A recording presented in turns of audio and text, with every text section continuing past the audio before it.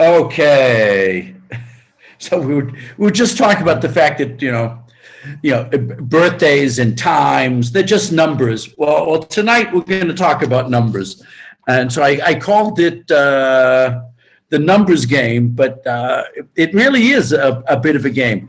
And in this week's Parsha, as the Jews are getting ready to depart, to really leave Eretz Mitzrayim, just before they leave, the Torah records, Umosha b'nei Yisrael, asher yeshuvu b'Mitzrayim, and the time that they settled, that they lived, dwelled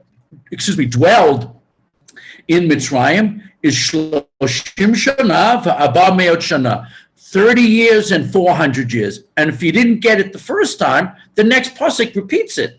Vayehi miketz Shloshim Shana v'Arba Meot Shana, and it was at the end of 30 years and 400 years, Vayehi be'etzem hayom hazeh, on that very day, in broad daylight, okay?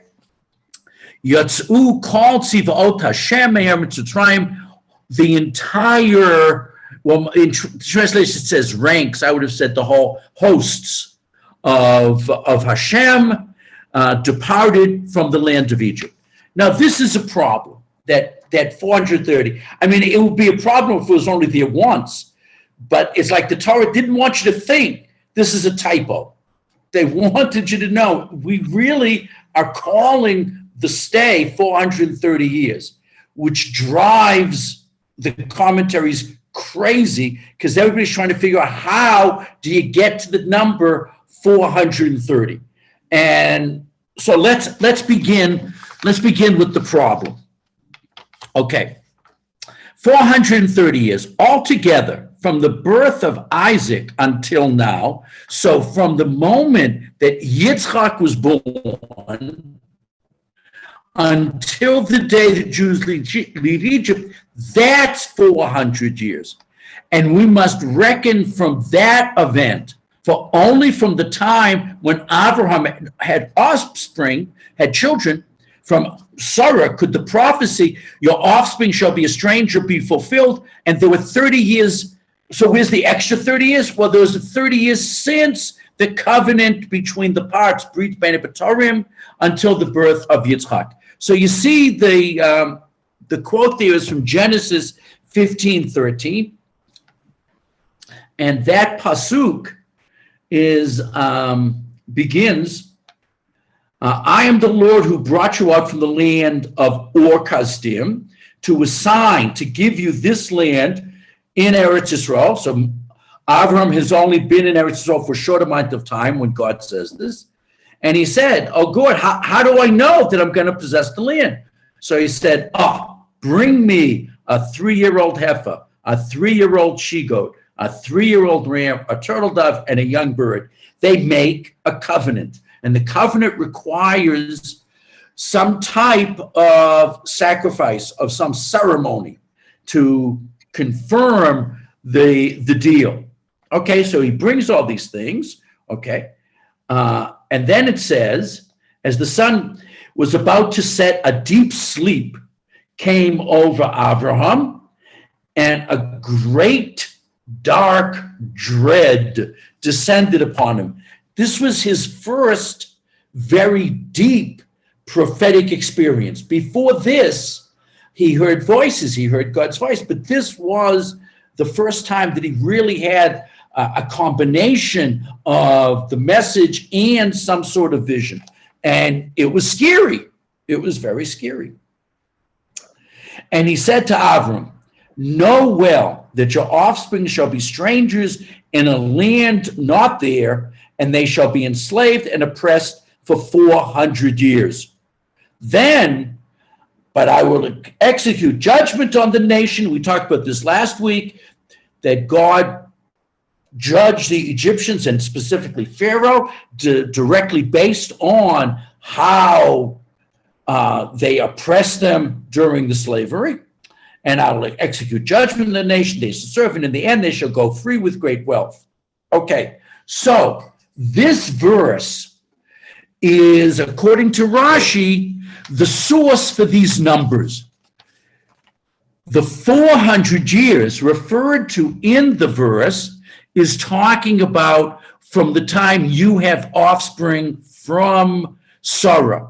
So when the Jews left Egypt, it was 400 years exactly from the time that Yitzchak was born, which is why there's a Gemara that says that Yitzchak was born in Nisan. So it would be exactly 400 years later.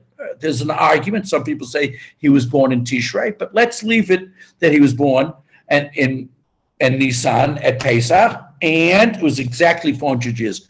So where's the 30 come from? Well, this event that we just read about, that took place 30 years before Yitzchak was born.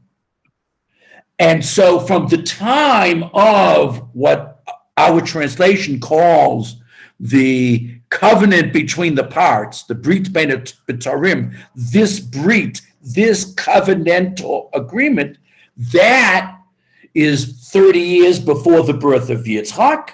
And then from Yitzchak to the leaving Egypt, 400. So you've got 400 years and 430 years. That's the way Rashi solves the problem. Okay, we're going to see much more about that in a minute. So how long were the Jews actually in Egypt?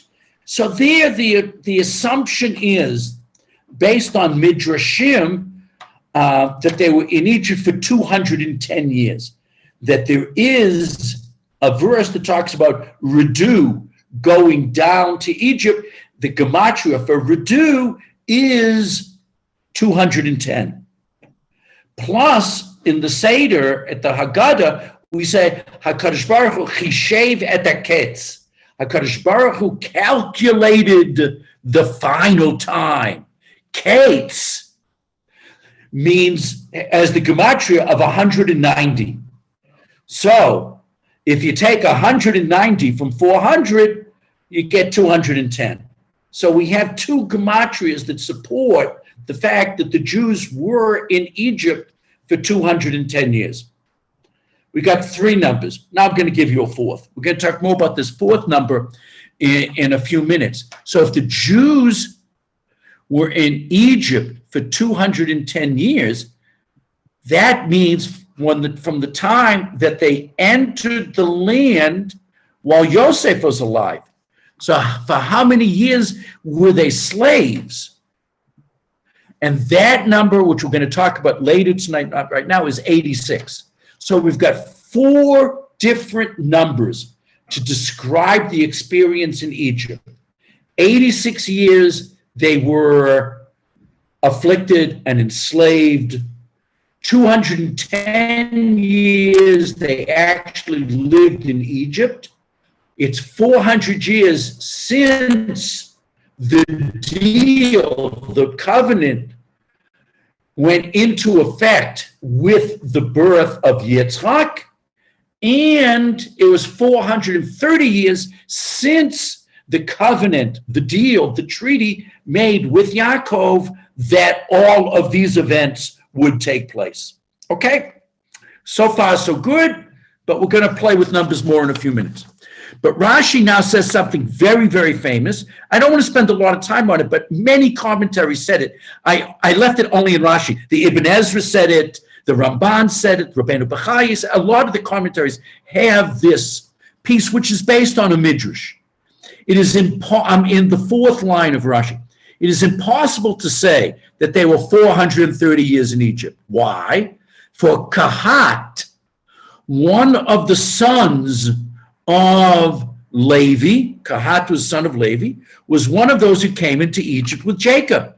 When we list the 70 names of the people that came down, Kahat came to Egypt.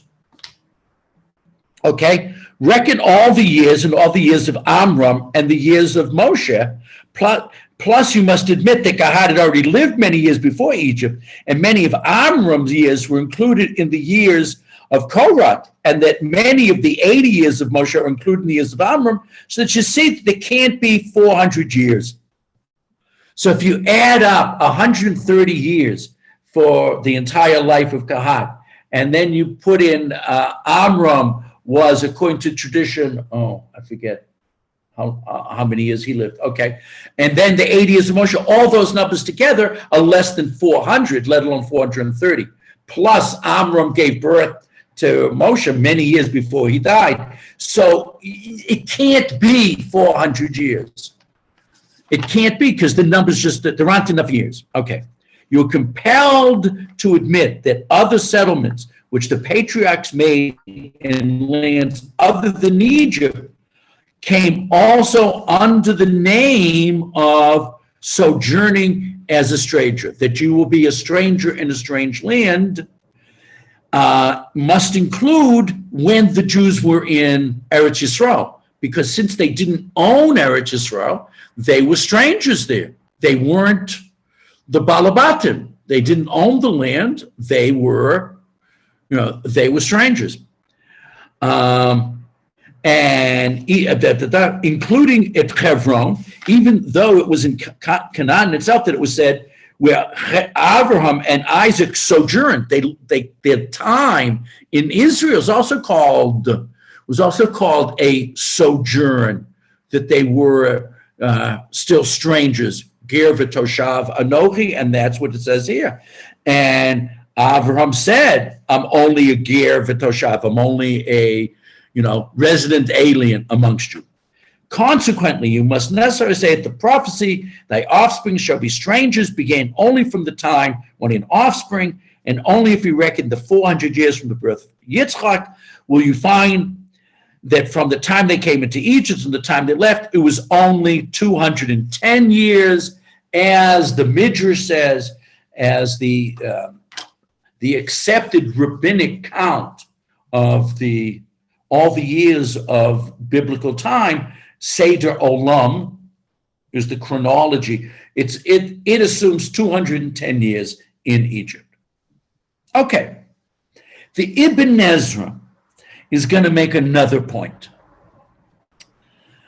Now, the dwelling of Israel in Egypt was 430 years. There are many calculations in Scripture whose point of departure is unknown to us. In other words, when you give a date and say this is the end of 86 years, 210 years, 400 years, 430 years, what you're saying is, I'm telling you the end. There are many different beginnings for this story. This story began many times. It had one ending, but it had many different events contributed to the story. So how long is the story? That depends on what aspect of the story I want to discuss. Was it the time that Abraham was wandering around the world? 430. Was it the time that his children were waiting till they could have their own country? 400 years. Was it the time they actually lived in the boundaries of Egypt? 210 years. Was it the time that the Egyptians actually oppressed them? 86 years. Now, I was thinking about this today, and I was thinking about World War II. Everybody agrees that World War II ended on September 2nd, 1945, which is when the Japanese signed the document of surrender on the USS Missouri in Tokyo Bay. Now, there had already been, for a couple of weeks, since August 9th, there had already been a ceasefire in effect, and some countries didn't sign peace treaties with Japan for many years later, but everybody says that's when it was really over, September 2nd, 1945. When did it begin? When I was a kid and I talked to my father, Oliver Sholem, who served in the United States Navy during the war, how long was World War II? He said 4 years. He said 4 years. It was from December 7th, 1941 until September 1945, just under 4 years. If you ask someone from England, they would say the war began in September 1st, 1939. It wasn't a 4-year war, it was a 6-year war, 6 years in one day. If you ask somebody in China, they would say the war began in 1937 when the Japanese invaded Beijing. Many historians, and I think that as time goes on, you're going to hear more and more of this. Many historians think that World War I and World War II were basically the exact same war, just with a period of ceasefire in the middle, because World War II was just solving the problems that had cropped up because of World War I. So this massive world war, in future history books, they're going to say it started on July 28, 1914. So how long is World War II? Well, that depends on how long you suffered the involvement.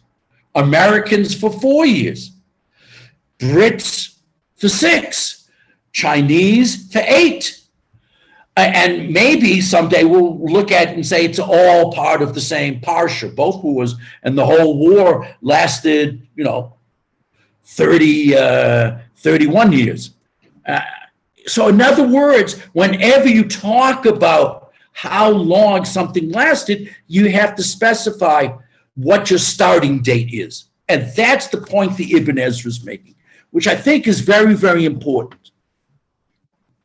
Okay, and he gives 3 other examples in later books of Tanakh where it wasn't clear what they meant. Said David reigned for 40 years. Well, he wasn't in Jerusalem for 40 years. Does that count his time in Hebron? But he was a king before he even took over in Hebron.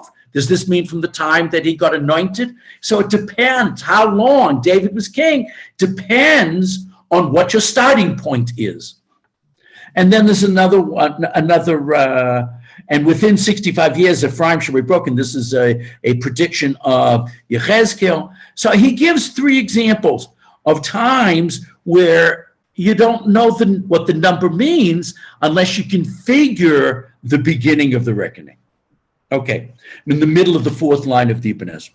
Now, when we investigated the years starting with the time that Israel came to Egypt in the days of Joseph, we found that they do not come to the number of years mentioned, 430, and Rashi talked about that. Only the counting of the 400 years is from the day that Isaac was born, the additional 30 years from the start of the day that Abraham left Ur of the Chaldees.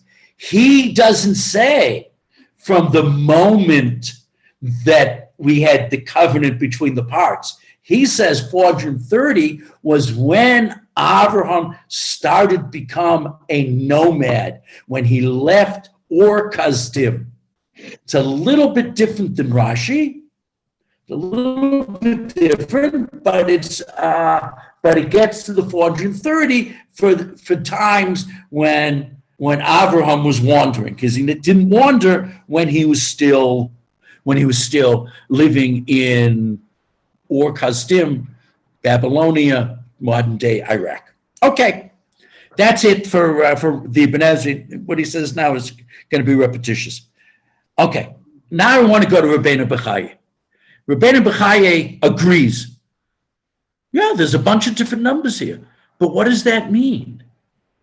What do I do with all these numbers? And he begins again with our quote, and the habitation of the children of Israel during which they dwelled in Egypt. We find 3 separate, really there are 4, but he's only talking about 3 of them. We find 3 separate sets of numbers for the ending of the exile and the subsequent departure from Egypt. They are either 400 years, 430 years, or 210 years. Confusing. Which is it? You will note that the Bible, Tanakh, our Bible, also gives 3 dates for the ending of the exile in the future. When you read Sefer Daniel, he has 3 different cheshbonot for when the Geula is going to come. Why? It seems like there's a pattern here that Geula's, the date for the final redemption or the date for the coming of Mashiach, however you want to call it. It seems like there's a moving target. It's not one date, it's a number of dates. So maybe it's trying to teach us another idea. So let's see what Rabbeinu Bechaye and why it makes sense for there to be multiple dates. Okay, the dates mentioned there. Now, we could spend the rest of the night going through the psukim in Daniel and not necessarily figure out how he gets these numbers. Those psukim are very confusing and complicated. Okay, the dates mentioned there are 1150 years, 1290 years, and 335 years. Okay, the reason God mentioned three different ends of the exile in Egypt, or the ends for the present exile that we're living in today, all of which correspond to the truth. In other words, any one of those dates could work. But God plays around with the numbers for a very simple reason, was to make it easier for us to bear the long exile we find ourselves in nowadays. In other words, if one of the numbers is a little bit smaller, then it might make it a little bit easier for us to get through tomorrow. And so God does that sometimes just to make life and its concurrent troubles and tribulations to make them a little bit more bearable. We saw 2 weeks ago someone say that about Uzbenu Chaye, by the way. He said the same thing about why God told Moshe, oh, by the way, even though you're going to do these signs and wonders, Pharaoh's not going to let the Jews go until I kill his firstborn. And he said that to him so that Moshe Rabbeinu would know that it's still going to happen, even though Pharaoh seems to be continually saying no to letting them go. It was to help his psyche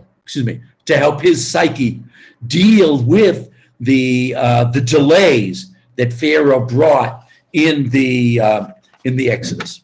Okay, we're going to see a slightly different approach in a minute. I just want to mention one thing. When I was learning Daniel, I was teaching learning it with a friend of mine.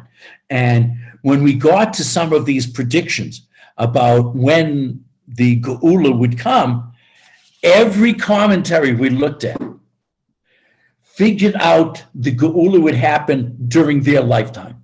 Didn't make any difference whether they lived in the 13th century, the 15th century, the 19th century. Every one of them said the Geula is going to happen during my lifetime. And they played with the numbers in such a way to force it out.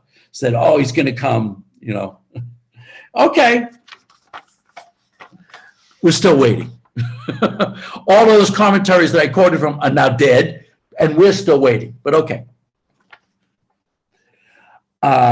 So the first reason that he gives is that HaKadosh Baruch Hu gave different numbers to make it easier for us to bear through all of the vicissitudes of history and just being able to make it through the next day, okay?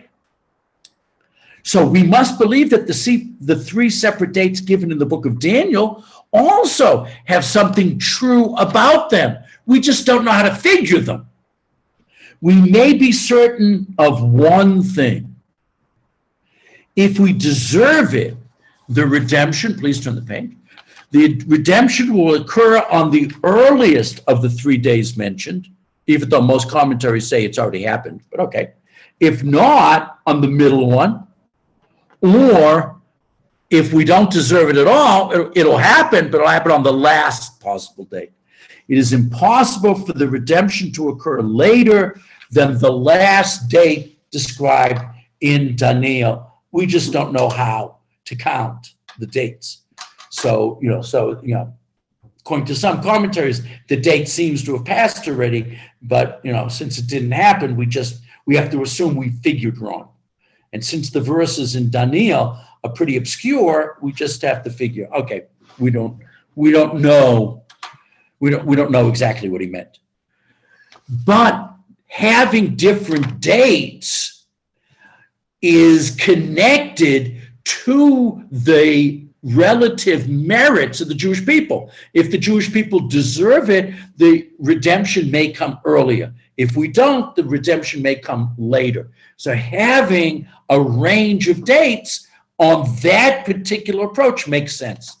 The problem with that is, there's a lot of problems, but the simplest problem with that is, we say that the Jews were really supposed to be in Egypt for 400 years, but because they weren't going to make it, they were really suffering, and so God gave them a discount, gave them a hanacha, so they left in 210. So sometimes Hashem may deduct years not because you deserve it, but because you need it, because you may not be able to withstand all of the problems without God helping you out a little bit earlier. Okay, whichever way you want to look at it, the Rabbeinu Bechai has explained to us why we have multiple dates, because there are multiple possibilities. Okay. I just put in, this is almost like a piece of trivia, but it's just interesting. I think it's interesting. This problem that I'm bringing up here is a very old problem. The rabbis have known about this problem for a long, long time. But the earliest historic mention of this problem of looking at the differing dates for when the Jews were leaving Egypt, or for how long they were spent in Egypt, is a Mishnah in Megillah. And this Mishnah in Masechet Megillah is talking about a very famous story. King Ptolemy. Now, I don't know which Ptolemy this is. There are a lot of Ptolemies.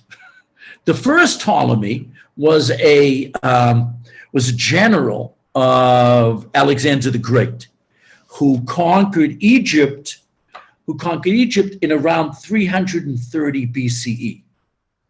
So from him until about, I think it's around 24 BCE. I think it's 24, the Battle of Actium. There were a bunch of Ptolemies. Some of them took the name Ptolemy 1, 2, 3, 4, 5, 6. I think there were 8 Ptolemies. But sometimes they took other names. The last Ptolemy was Cleopatra. She was the only female Ptolemy to rule, and the last Ptolemy to rule. So one of the Ptolemies, sometime in probably the 3rd century BCE, wanted to build a library in Alexandria of Egypt that would have every book in the world. And not only did he want to have every book in the world, he wanted every book to also be available there in Greek. So King Ptolemy gathered 72 Chachamim, and he put them into 72 separate batim, houses or rooms or something, without telling them why. Then he brought them papyrus and ink and pens, and he then asked them to translate the Torah. Torah here means Tanakh, into Greek. Now, we believe that their translation which is called the Septuagint. Septuagint is the Greek word for 70, and it's usually not called the 72. It's usually called Targum Shivim, the translation of 70. So, okay, but the Midrash and the Mishnah say there were 72. Historians tend to believe there were 70. Okay, there were a lot of different rabbis. And a miracle took place. Each one of them was translating all of Tanakh, and miraculously, every Chacham came out with the exact same text. But not only did each one of these Chachamim come out with the exact same text from the Hebrew into the Greek, but they also agreed without talking to each other on 10 times where they had deviations from the accurate translation. And one of the 10 was Bnei Yisrael were in Mitzrayim and other lands 400 years. That's what it says in our pasuk. They did two things. They did two things to the pasuk. Number one, they made it so that not only were they in Egypt, but they were also in other lands, meaning Eretz Yisrael or Haran in northern Syria. And they don't say 430, they say 400, because they wanted to be in agreement with the Brit Bein HaBetarim. But they also wanted to know that the Jews were not in Egypt even 400 years. So they make two changes in the verse. Bnei Yisrael were in Mitzrayim and other lands for 400 years. And they all agreed to make this one of 10 changes so that it wouldn't give a casual Greek reader a misconception about what was the reality of the text. Okay, but what does this mean to us? What it means to us is that this problem has bugged us for a long time. It's not like we woke up this morning and said, hey, these numbers are up. This is something that for over 2,000 years, for almost 2,300 years, has bothered Klal Yisrael, 2,400 years perhaps. And so this is, I just put it in there as like a side issue. It doesn't really deal so much with the real problem. There are modern scholars that believe that the Septuagint text is more accurate than our Masoretic text. We don't, number one, we don't believe that. And number two, very few people say it about Chumash. There are sometimes difficulties in later books of Nach, in Nevi'im and Ketuvim, the prophets and the later writings. And sometimes there are even Jewish authorities that will accept some of the translations of Septuagint as helping us to understand difficulties in the Hebrew text that's in certain later books. Maybe the Masorah, the handing down, wasn't perfect. For Chumash, we are very confident that we have the correct text. We're less confident about later books in Tanakh. Okay, and away we go. We're now going to leave the world of traditional rabbinic interpretation and go to two rational approaches and one far out, not exactly Hasidic, but Kabbalistic approach. But first we're going to do the Shadal. Now the Shadal, Shmuel David Luzzatto, was a very famous Italian rabbi who lived in the 19th century. And he lived into the 20th century, came to Eretz Yisrael. And a lot of, especially more right-wing rabbis, aren't always comfortable with some of the more liberal positions that the Shadal used. He personally was very religious, and I was a true Yerushalayim. But like I said, I'm very happy to do things that Shadal said because he was so scrupulous in his Jewish life. But there are more right-wing authorities that are less happy to hear a position from the Shadal. Okay, Shmuel David Luzzatto. Okay, we are forced to say, when you think about it, it's a very logical approach he's going to give. We are forced to say that Scripture left out some generations. Now, in chapter 6 of Shmot, they go through the genealogy of Bnei Israel until you get to Levi and Moshe and Aaron. And so it tells you, that's what we were talking about, when Kahat came down to Egypt, when Amram was born, and then when Moshe was born, and we're figuring out, that doesn't come out to 400 years. It can't be. So Shadal says, what's your problem? Of course it can come out to 400 years. Why? Okay. 4, in the count of the family of Kahat, all the males, comes out to 8,600. And he only had 4 sons. So if they weren't skipping any generations during the time in Egypt, that means that each of his 4 sons had to have, on average, 2,150 sons each. That doesn't even mention the girls. How many wives did they have? I mean, even if you want to talk about, the miracle, all the babies were sextuplets, it's still not going to get you to 2,150 sons. So it's like, it doesn't make sense. And behold, Amram only had Aaron, Moshe, and Miriam. So in other words, Amram is one of the 4 sons. The other 3 sons must have been having a lot more than 2,150 if Amram only had 2 sons. So Amram wasn't keeping up with the pace. So what's going on here? Moses has 2 sons. Aaron has 4. So how is it possible for Amram, Yitzhak, Hebron, and Uziel to each have 2,150 sons each in the 2nd year after leaving the land of Egypt? That's when the count is taken. 1 year into the desert, they have the count, and Kahat's got 8,600 male descendants. What's going on here?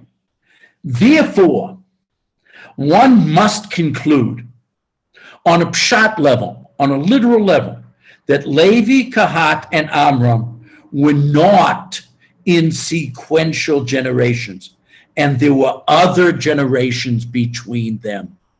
In other words, Amram wasn't the son of Kahat. He was perhaps the great-grandson of Kahat. And there were a number of intervening generations. And according to this, one can answer the number 430 years that Israel was in Egypt. They really were.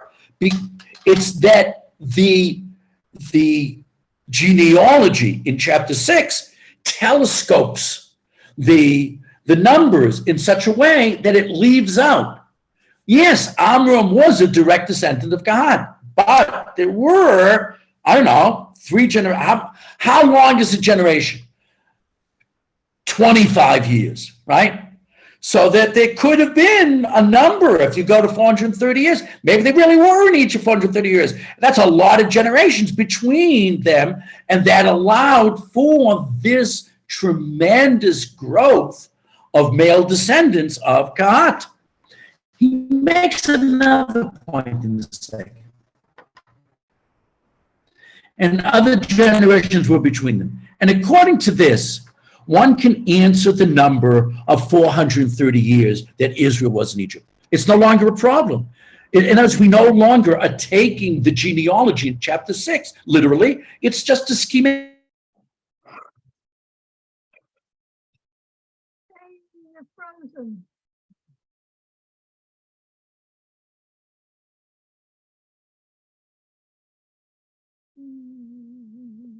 There are 603,550 males between the ages of 20 and 60.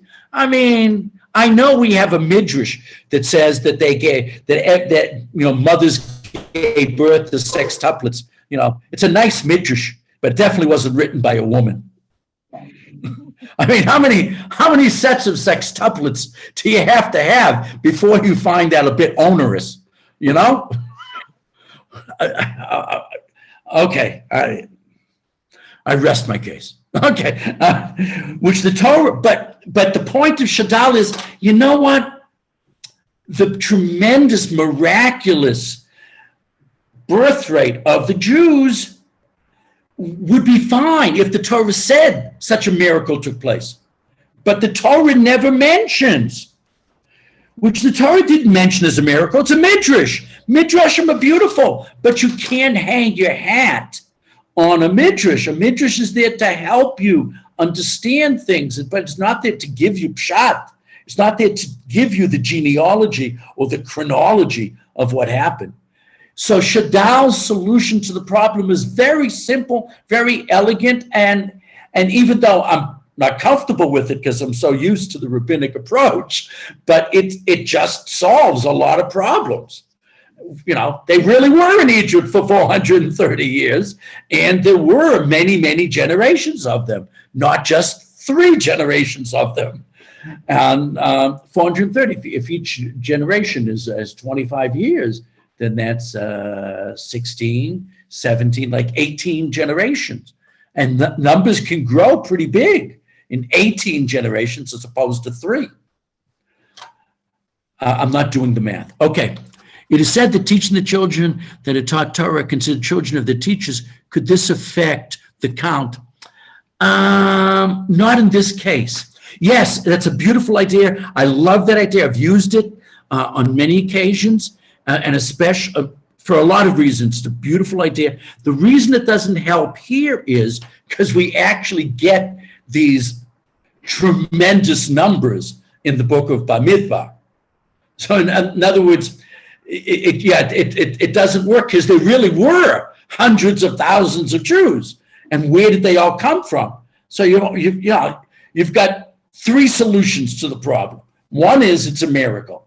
So Shadal says, I don't want to accept on faith that it's a miracle because the Torah doesn't say it's a miracle.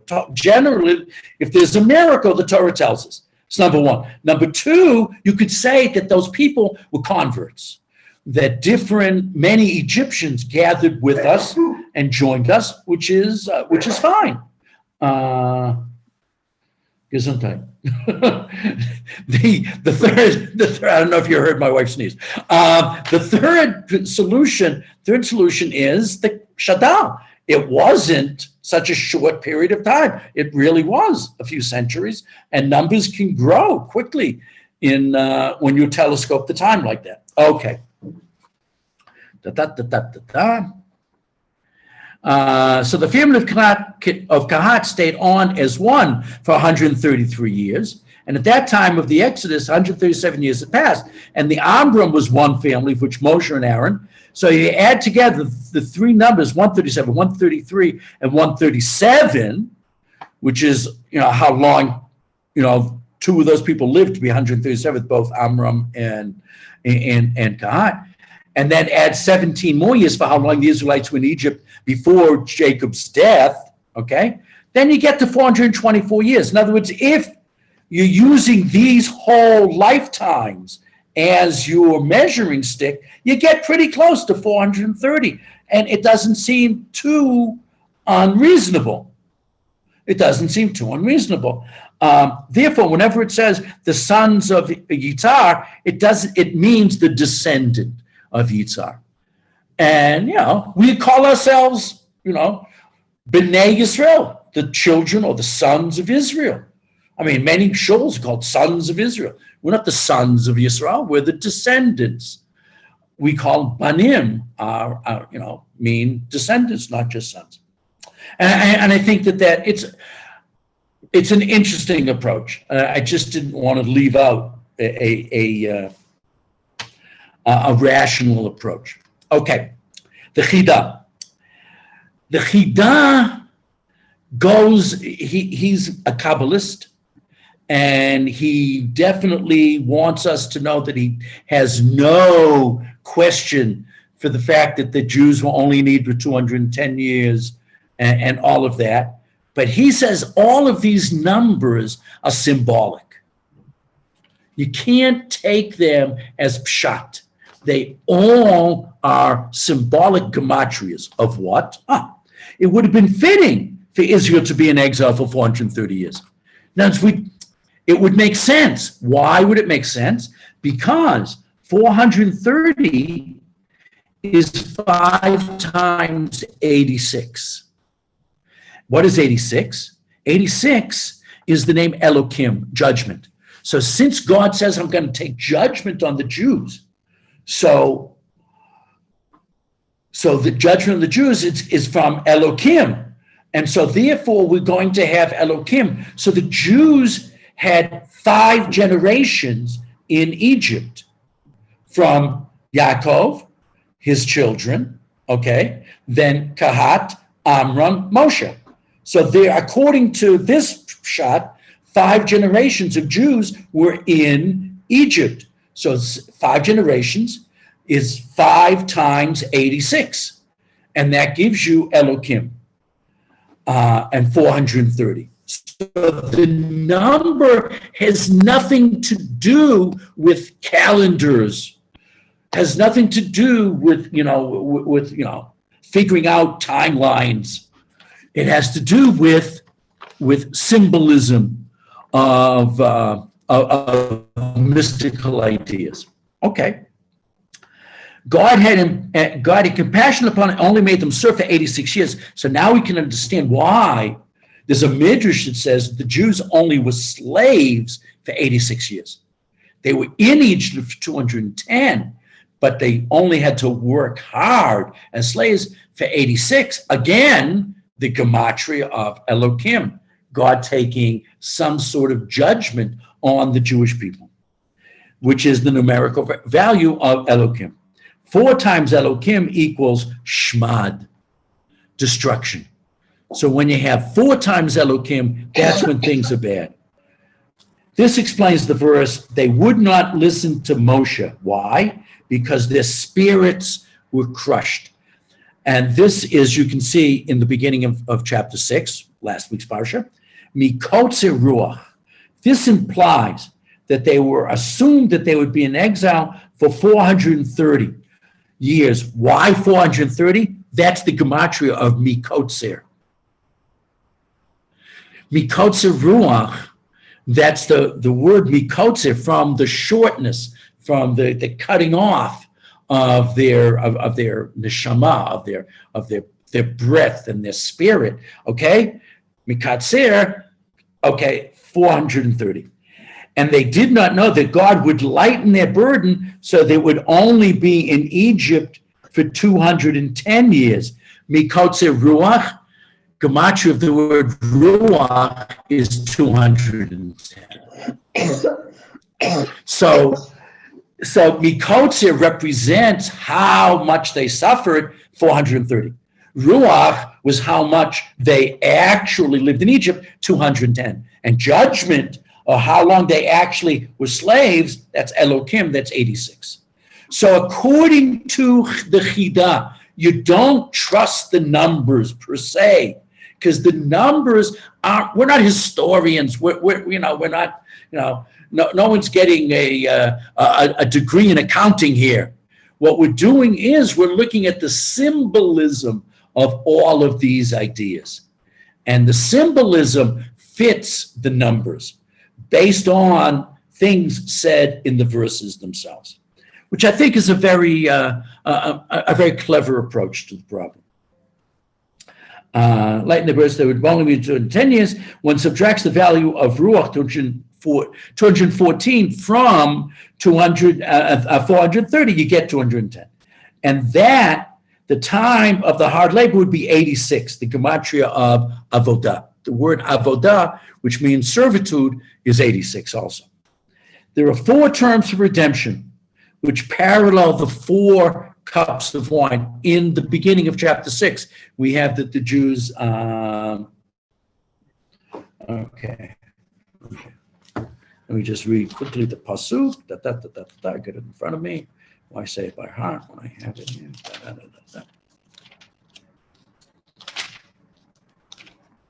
Okay. The famous 4 words, which are actually the source for the 4 cups of wine at the Seder. And here we go.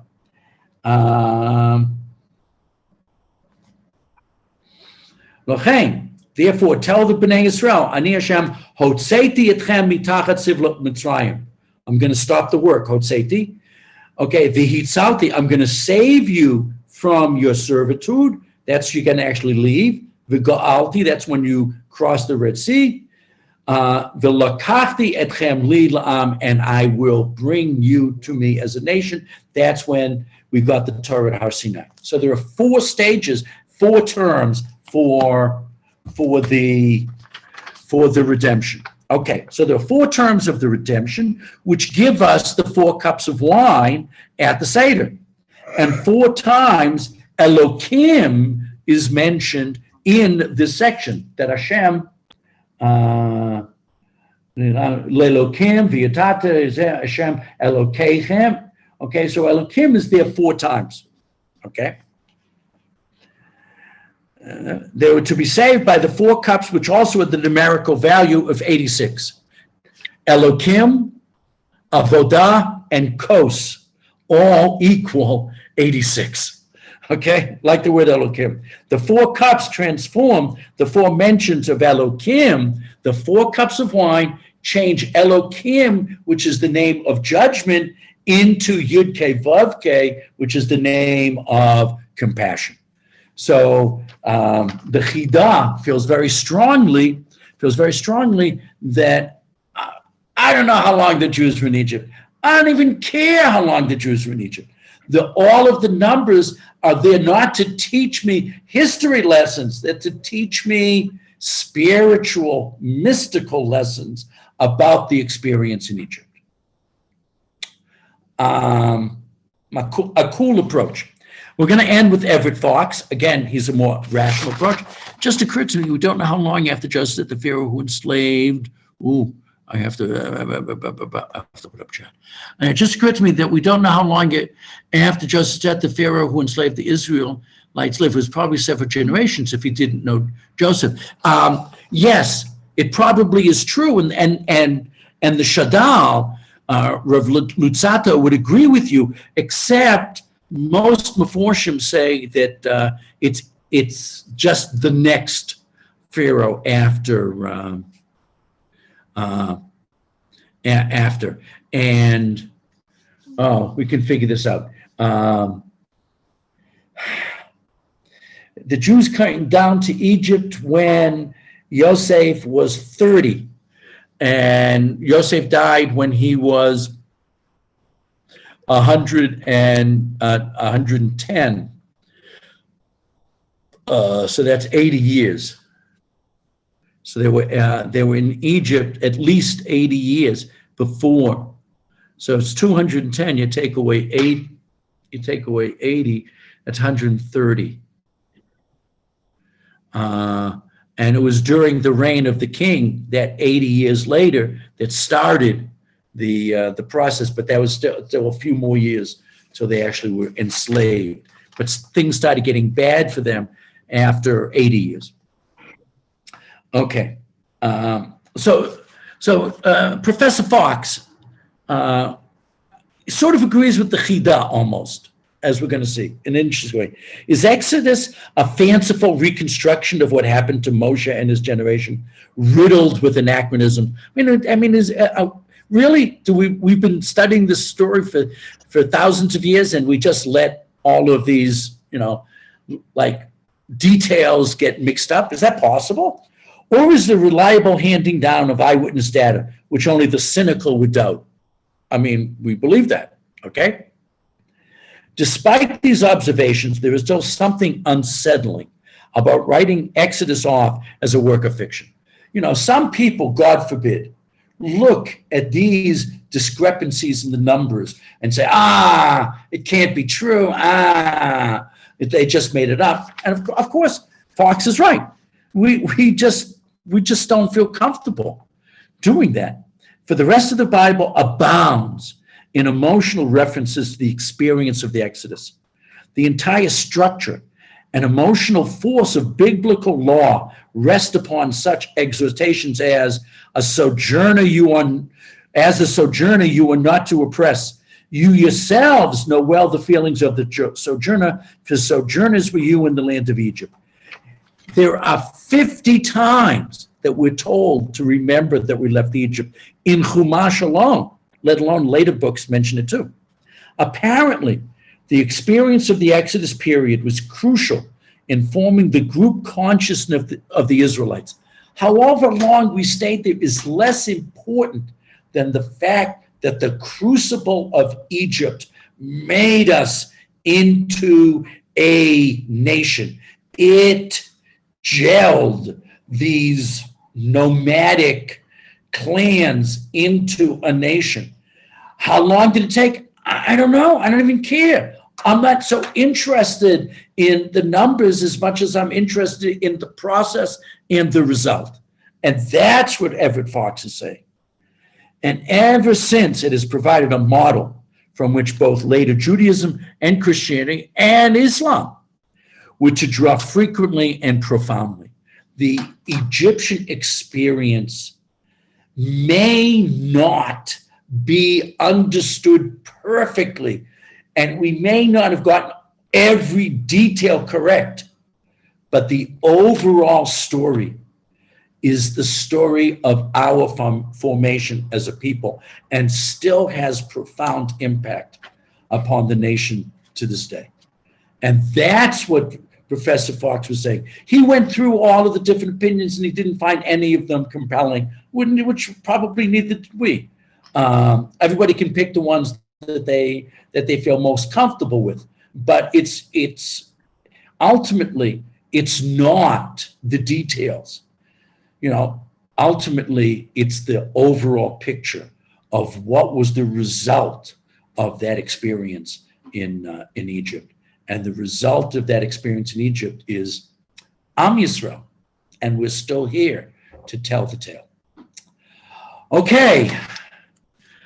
I hope I didn't leave you with more questions than I answered to this tonight, but it's complicated, and I like seeing all of the different approaches, and I hope you enjoyed the two. Thank you so much for joining this evening. Thank you, and Reb. If anyone asks, I will do our best to have the recording up tomorrow. Thanks for coming. Hey, thanks. Erev Tov. Bye-bye. Erev Tov.